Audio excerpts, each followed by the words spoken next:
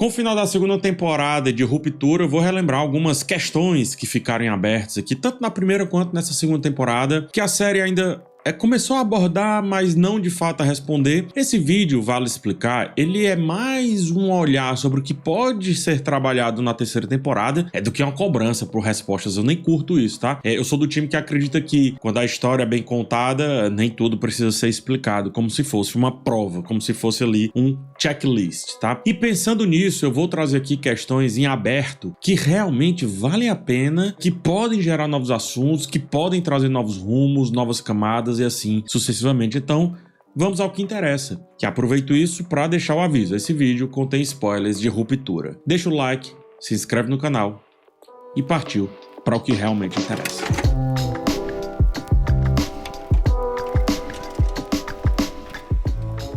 Primeira pergunta aqui é: qual era, afinal, o verdadeiro objetivo do Cold Harbor em Ruptura, aquele projeto que foi anunciado durante a temporada quase que inteira? Ao longo da segunda temporada, descobrimos que o setor de refinamento de dados não organizava números ao acaso, como parecia ali na primeira temporada, na primeira metade da série. Aqueles agrupamentos representavam 4 sentimentos: sofrimento, euforia, maldade e medo. Medo ou pavor. O Cold Harbor, sendo o 25º e último arquivo, simbolizava o encerramento desse ciclo. Mark completa a sua tarefa no episódio final e logo depois a gente vê a Gemma desmontando um berço usando as roupas do seu último dia de vida. É um berço que carrega o símbolo da vida que ela teve com Mark, mas também do luto pela filha perdida. A partir disso, podemos pensar que o objetivo da Lumon talvez não seja apenas o controle emocional ou a criação de uma consciência artificial estável, mas algo mais ambicioso: preparar um corpo para receber a mente de alguém, por que não? O que permanece em aberto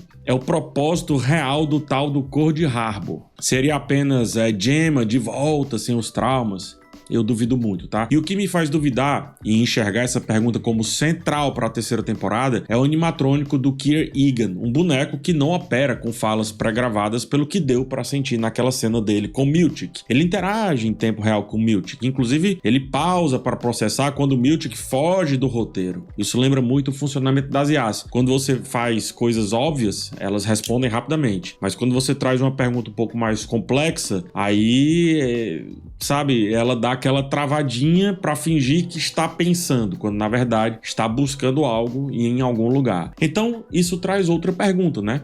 De quem é aquela voz ali do Egan? É uma voz gerada? É uma voz de alguém? É alguém dublando? É a própria consciência do Egan interagindo ali em animatrônico? Enfim, isso nos leva também para outro ponto. A saída da Gemma, né, lá da sala, quando naquela cena final ali dela com o Mark, pode significar duas coisas distintas. Ou o experimento falhou porque ela ainda sentia, ou foi tão bem sucedido que ela rompeu a barreira do corte e reencontrou o amor, o que ironicamente seria o verdadeiro triunfo, que é sentir novamente, mas sentir sem os traumas de antes, com aquele trauma retirado, tipo o Brilho Eterno de Aumente Sem Lembranças. No fim das contas, o que me gera a questão é: será que o projeto todo não era sobre Mark se refinando? Eu vou trazer outra questão que nos faz pensar essa pergunta um pouco melhor. Mas note como Mark escolheu não seguir o sentimento que tinha por Gemma lá no final, ainda que sendo o seu interno. Ele sabia o que o externo sentia por ela, mas mesmo assim não seguiu o que o seu externo precisava, mas sim o que ele precisava, ou seja, não seguiu o não sentir por ela e o sentir por outra pessoa. Portanto, não teria sido ele o verdadeiro teste, e ao negar esse sentimento, a prova de que o Cold Harbor funcionou? Eu vou trazer outra pergunta em aberto que faz a gente pensar um pouco essa pergunta e essas perguntas também, tá? Quem Dylan e Irving estavam mapeando? Essa pergunta eu acho que é bem interessante ser respondida na próxima temporada. Se Mark estava mapeando a mente da própria esposa, algo profundamente pessoal, o que exatamente o Irving, a Halle, podemos dizer também, e o Dylan estavam refinando esse tempo todo? Estariam todos eles conectados a Gemma? Eu acho que não faz tanto sentido, tá?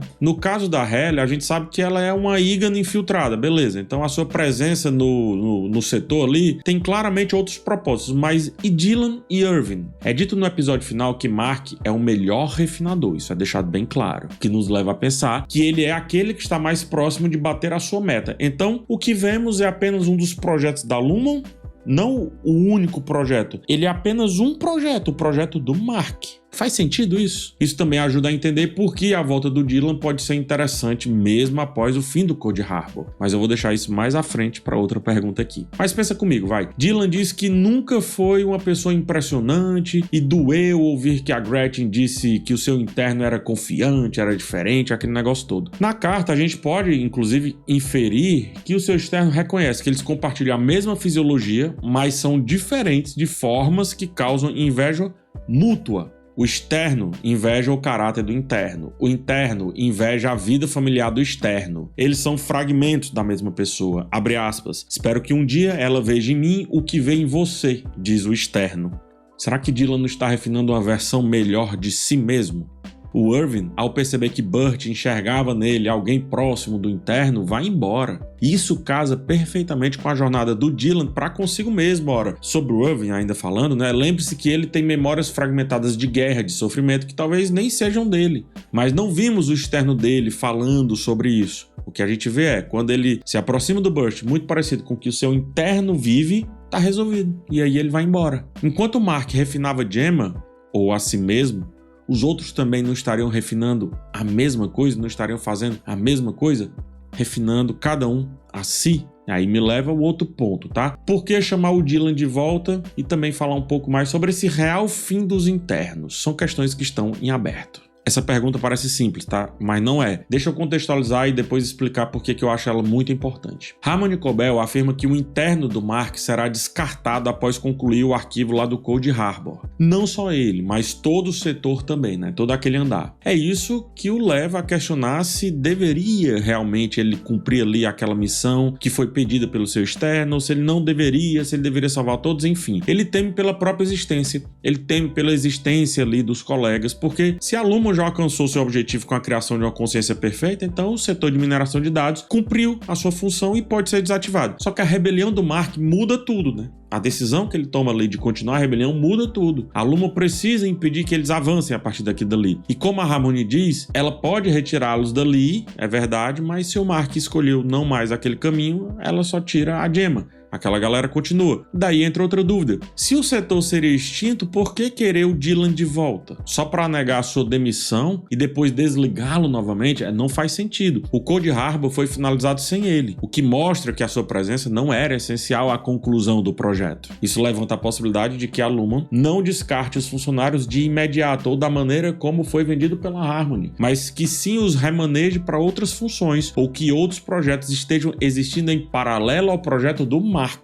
Talvez a Harmony ela tenha mentido, ou talvez ela tenha utilizado uma meia-verdade para gerar medo, para manipular o Mark, quer que seja. O que leva a outra questão em aberto. Até que ponto ela está com o Mark, com a Lumen ou por si mesma? Entende aqui? Vale lembrar, antes Dylan seria demitido, assim como o Irving. Eles só retornam porque o Miltic precisava controlar o Mark. Então há indícios de que os funcionários são realocados, que podem ser realocados para outros projetos. Aqueles que vieram de outros projetos e alguns foram contratados recentemente. O próprio episódio de estreia da temporada mostra o Miltic tentando apresentar esses novos colegas para o Mark. Isso sugere que talvez o fim dos internos não seja tão literal quanto parece ou como a Harmony fez parecer. Esse é o ponto. A Harmony que vendeu isso. A gente só sabe dela. Vamos lá para outra questão, tá? Falando em vários projetos, etc. Foi só a Gemma ou tem mais gente passando por aquilo dali, né? E com isso, a tal das cabras, será que não ajuda a responder aí essa questão? A simbologia envolvendo as cabras, revelada lá no episódio final, nos dá pistas de que Gemma talvez não seja o único sacrifício ocorrendo por ali. Aquele ritual parece já ter sido repetido diversas vezes. É isso que a personagem da Gwendoline Christie deixa subentendido quando, emocionada, pede que aquela seja a última sacrificada. Sua relação mostra que outras mortes já ocorreram, que aquela cena já se repetiu. Sugere que, para cada uma delas, pode ter existido, quem sabe, um Mark e uma Gemma, ou que todos os sacrifícios tenham sido para Mark e Gemma. Aquele lance do umbigo, né, dela perguntar se eles têm umbigo ou não, faz crer que existe alguém sem umbigo. Ou seja, que ela tem contato com pessoas que talvez estejam nascendo de uma maneira diferente. Quando ela percebe que o ciclo vai continuar, ela ajuda o Mark a se voltar contra o Drummond. Percebe isso? As cabras, elas são descritas então como sacrifícios rituais, encarregados de guiar almas até o Kier, como se a Luma estivesse replicando um ciclo espiritual constante. Se as cabras simbolizam os testados, a quantidade sugere uma longa fila de experiências anteriores inclusive a Gemma. Gemma não seria a única a passar por esse processo, só que essa questão está em aberto. Será que ela não parte de um sistema maior de desaparecimentos, de memórias apagadas, de reprogramações, de pessoas achando que seus cônjuges, aquelas pessoas com as quais vive, morreram, ficaram pelo caminho ou quer que seja? A Lumon pode estar sequestrando pessoas, falsificando suas mortes, criando uma linha de produção secreta de consciências, e isso ampliaria bastante o escopo dos acontecimentos, que combina com uma vindoura temporada, aumentando ainda mais a nossa percepção da Lumon, como essa segunda temporada já fez. Eu acho, que não seria só um dilema do Mark, seria uma questão global, e trazer uma questão global, amplia muito tudo que a gente pode pensar de tudo que a gente viu até agora. E isso me leva a um outro ponto. Gemma e Mark inverteram os papéis? Lumon vai ser denunciada? Vamos conversar sobre isso. A separação de Gemma e Mark no final do episódio levanta uma questão que talvez volte, não sei se vai voltar, que talvez volte, e que talvez esteja em toda essa terceira temporada. Será que Mark e Gemma, em suas versões externas, ainda podem se reencontrar de verdade? Eu digo isso porque Gemma termina no fim do corredor gritando por alguém que não a reconhece, e ele, dividido entre memórias que não tem e afetos que acabou de construir, segue pro lado do afeto que acabou de construir. A questão é que não haverá mais um dia comum de trabalho a partir daquilo dali, portanto Mark não voltará para o externo como fazia ao final do expediente, portanto não voltará para a Gemma. Digo mais, se ele chegar em casa e ela não estiver lá, vai procurá-la novamente, vai continuar dividido entre a Halle de dentro e a ausência da Gemma do lado de fora, e Gemma, que sabe onde ele está, fará o que com essa informação? Vai enfrentar a Lumon? Percebe que há uma possível inversão de polaridade, Antes, era Gemma quem havia se perdido, e isso moveu o Mark. Será que a gente não está prestes a ver a ruptura, ou ruptura enquanto série, de uma maneira diferente, sob uma nova perspectiva? Agora, é ela quem se perde diante do olhar dele. A diferença é que ela não pode mais voltar de boa depois de tudo que viu acontecer por lá. Ou será que ela pode? Porque ela talvez não se lembre do que aconteceu por lá. Entenda também como isso vai ressoar no mundo externo. Esse ponto nos leva de volta lá à primeira temporada, onde a gente viu protestos contra o procedimento da ruptura, inclusive num episódio que o Mark tenta se relacionar com a mulher ligada à causa, esse negócio todo. Esse tema desapareceu nessa segunda temporada, mas o futuro da Gemma pode trazer esse conflito de volta totalmente. A série sempre sugeriu que a Lumon sempre sugeriu que eu digo nessa segunda temporada, que a Lumon não é uma empresa, mas sim uma força que domina a cidade por completo. Mark e Gemma se conheceram numa campanha de doação de sangue da Lumon, fizeram um tratamento de fertilidade numa clínica da Lumon. A presença da Lumon está nas veias daqueles dois, literalmente está na sociedade como um todo. O quão é aleatório o que aconteceu com Mark e Gemma. Vou voltar à questão lá do nascimento, ou seja lá do que for, daquilo que falou a esposa do político, que a Lumon salvou ela, E quando a gente tem o episódio do Mark e da Gemma, a gente tá falando de algo que acontece muito na sociedade, que são as pessoas tentando ter filhos e não conseguindo ter filho. Diante disso, o que a Lumon realmente está fazendo? Ou será que ela não é bem vista, melhor dizendo, aos olhos da sociedade como um todo? Então, será que alguma denúncia vai ter alguma força? A cidade da Harmony, totalmente entregue à própria sorte, mesmo assim tem lá uma pessoa, que é a tia dela, defendendo a Lumon como se fosse uma fiel defendendo a sua fé. O que a Lumon representa, então, para o local onde ela agora está? E isso me leva à próxima questão em aberto. Onde a Lumon está e por que tanta neve, gente? Por que essa neve toda, vai? Tudo que não é Lumon é frio, é neve. É isolamento. Desde o início da série, a paisagem externa parece congelada no tempo. E isso não é apenas uma questão climática. A própria Lumon está presa a um passado tecnológico e estético. Ela mesma está congelada no tempo, percebe isso? A retrotecnologia parece importante por ali. O animatrônico do Kira Egan, por exemplo, poderia ter sido substituído por um holograma, por algo mais avançado que seja, mas não foi. Ainda é aquele modelo analógico, mecânico, ultrapassado que era usado, no Disney dos anos 50 e 60, por exemplo. No episódio 4, os internos saem brevemente para ver a neve. Harmony, ao visitar a sua cidade natal, encontra o mesmo cenário gelado no caminho e lá também. Segundo sua tia, aquela cidade só existe por conta da Lumon. Ao longo da segunda temporada, essa sensação de que a neve não só está ali, mas domina tudo, domina o estacionamento, as janelas, o horizonte, vai se intensificando. Tudo bem. Para essa questão da neve, há uma explicação prática. O tempo na série anda devagar. Embora tenhamos esperado anos entre as temporadas, na narrativa passaram-se apenas algumas semanas desde a demissão da Harmony até a revolta do Mark. Inclusive, o 7º episódio, ele meio que pontua o tempo da série. Ainda estamos tecnicamente no inverno. Isso justifica a neve. Até aí tudo certo. Mas e se não for só isso? Por isso que eu acho que essa é uma questão que ainda está em aberto. Onde está a Lumon e o que representa tanta neve? Pode ser que esse frio constante também tenha uma função técnica. Mantém engrenagens resfriadas, servidores que processam grandes quantidades de dados, como consciências, terem ali, né? Usando aquela neve, usam aquela neve para arrefecer as máquinas, para arrefecer o processamento, quer que seja. Pode ser também isolar os experimentos bizarros da Lumon do mundo. A gente já viu isso acontecer na cidade da Harmony, né? Ela parecia isolada do mundo, do resto do mundo como um todo. Mas eu lanço outra questão. Até que ponto realmente vimos o lado de fora? Isso é outra questão que está em aberto. E se não houver um lado de fora livre da Lumon? E se o que chamamos de real for apenas mais um andar do prédio, como a gente viu lá no 4º episódio? A neve também funciona como símbolo, é verdade. Como eu falei ao longo da temporada, ela congela não apenas a paisagem, mas também as relações, as memórias bloqueadas, os sentimentos suspensos. E estamos vendo ali um grande degelo ocorrer aos poucos. Quando o inverno acabar, se acabar, a série vai ter que lidar com o que vem depois, né? O que floresce, o que renasce, o que morre e volta depois de um grande inverno. Isso, em termos simbólicos, faz sentido com o que a Lumon talvez esteja construindo. Esse renascimento. De quem é a questão? Ou de quens?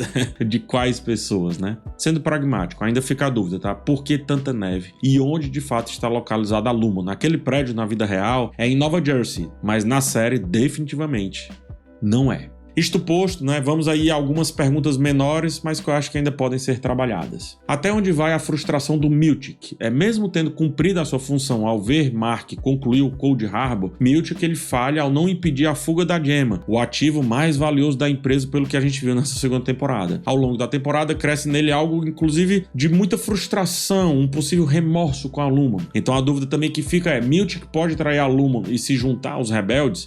Narrativamente, faria mais sentido ele aderir à equipe de Mark na rebelião final do que a gente viu, só que a gente viu o oposto. Então, por que alimentar a inquietação dele ao longo da temporada se não há nenhuma quebra ao final disso? Ou será que a quebra não está por vir? Outra pergunta. A investigação de Irving acabou? Irving passou boa parte da temporada reunindo evidências e investigando obsessivamente a Lumon, mas quando encontra o Burt externo, que demonstra sentir algo semelhante ao seu interno, já expliquei isso, Irving simplesmente sai da narrativa. O que ele estava realmente investigando? Era algo pessoal? Era algo ligado ao trauma, à sua identidade? Ou era algo mais amplo, refletindo, portanto, sobre o papel da Lumon na sociedade? Essa pergunta também está em aberta e pode render muito se explorada futuramente, ainda mais agora que Harmony e Devon e talvez Gemma estão juntas nisso. Qual é a verdadeira função da Halle, hein? Desde o começo, Halle foi tratada como especial, mas a 2ª temporada eleva essa importância. Jamie Egan diz que enxerga nela não a filha Helena,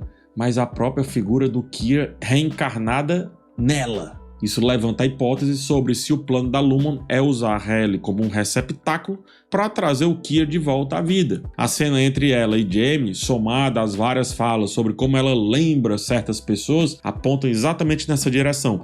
Mas a real função da Halle ainda está totalmente aqui aberto. Mas se for esse daí o caminho, a Lumon vai precisar caçá-la com ainda mais afinco nessa 3ª temporada. E aí talvez a gente ache os motivos dela realmente estar ali e sendo tratada daquele jeito. Mais uma pergunta. Quem é responsabilizado quando o interno tira a vida de alguém? Pode parecer uma pergunta boba, só que eu acho que não é não, viu? A morte acidental do Drummond lá no elevador, causada por um reflexo do Mark, no exato momento da transição entre interno e externo, foi uma das coisas mais, inesperadas do episódio final. Mas de quem é a culpa por aquela morte? Mark, como externo, tecnicamente não estava no controle. E como os internos são legalmente considerados não pessoas, isso já ficou claro, ou seja, sem cidadania plena, memória contínua ou autonomia, o sistema provavelmente nem tem legislação para lidar com esse tipo de situação. Será que o andar da Lumon funciona sob uma jurisdição própria? Algo como um território neutro, à margem da lei, tipo águas internacionais? A 3ª temporada pode explorar isso e pode expandir a discussão sobre a Lumon e o seu impacto no mundo real